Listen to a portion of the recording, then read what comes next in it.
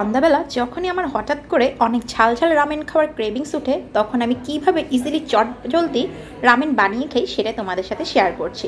আজকে সাডেনে কেন জানি সন্ধ্যাবেলা আমার অনেক ঝাল ঝাল রামেন খাওয়ার ইচ্ছা হচ্ছিল, তাই সাথে সাথে প্যান্ডা মার্টে আমি 2 রকমের রামেন আর 2টা চিকেন স্টেক অর্ডার করে দিলাম।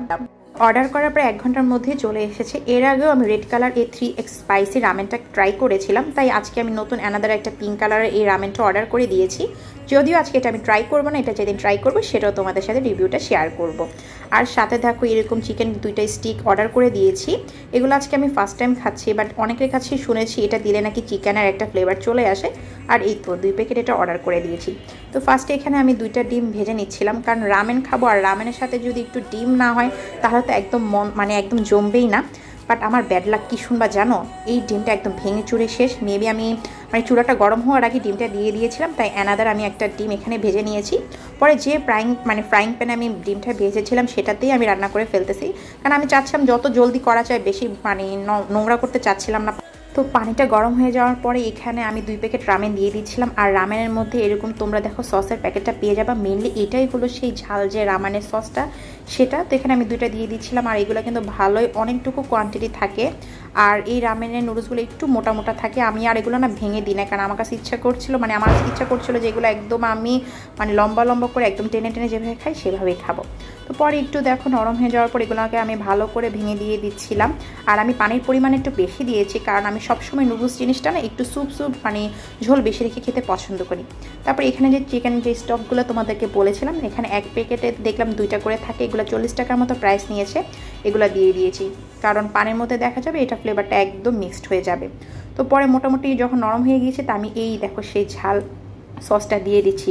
Just look at this sauce. এই সসের কালারটা দেখলে তো একদম ভয় লেগে যায়, একদম রেড কালার। আর এটার যে স্মেলটা পুরো একদম থাকে না শুকনা লাল মরিচ, সেটার মতো একটা স্মেল আসতেছিল।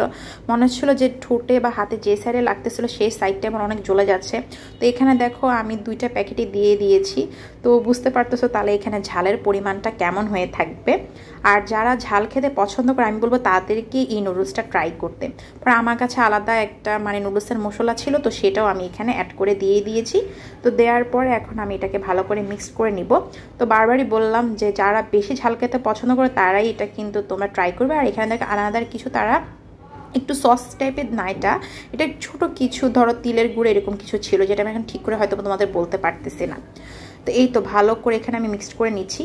তো এখানে আমি কিন্তু পেঁয়াজ কাঁচামরিচ কোনো কিছু অ্যাড করিনি, এই জন্য কারণ আমি যখন রামেন ঝোল ঝোল করে খাই তখন এখানে আমি কোনো কিছু অ্যাড করি না, সিম্পলি এভাবেই রান্না করে খাই। আর আমার অনেক কিছু হয়তো বা ভুলও হতে পারে, সেগুলো তোমরা একটু ক্ষমাস্বরূপ দৃষ্টিতে দেখে নিবা, কারণ মানুষ মাত্রই ভুল। তো দেখো এখন মিক্সড করার পর এটা কি ঝাল ঝাল লাল লাল রাখছিল। তো পরে হয়ে যাওয়ার পরে দেখো আমি একটা বাটিতে নিয়ে নিয়েছি, আর আমি ঝোল ঝোলে রেখেছি। পরে এখানে আমি আমার ডিম দিয়ে দিয়েছি, আর প্যাকেটে যে মশলাগুলো দিয়েছি ছিল সেগুলো আমি দিয়ে দিয়েছি। তো ওভারঅল দেখো আমি ডেকোরেশন করে নিয়েছি। আর এখন টেস্টের কথা যদি বলি, এটা একটু মিষ্টি মিষ্টি লাগে নুডলসটা, বাট ঝালের কথা কি বলবো, প্রচুর প্রচুর প্রচুর ঝাল। তো যারা ঝাল খেতে পছন্দ করে না বা খেতে পারে না তারা কিন্তু মাস্ট বি এটা ট্রাই করবে না। বাট ওভারঅল ঝাল লাভারদের জন্য বেস্ট একটা নুডলস।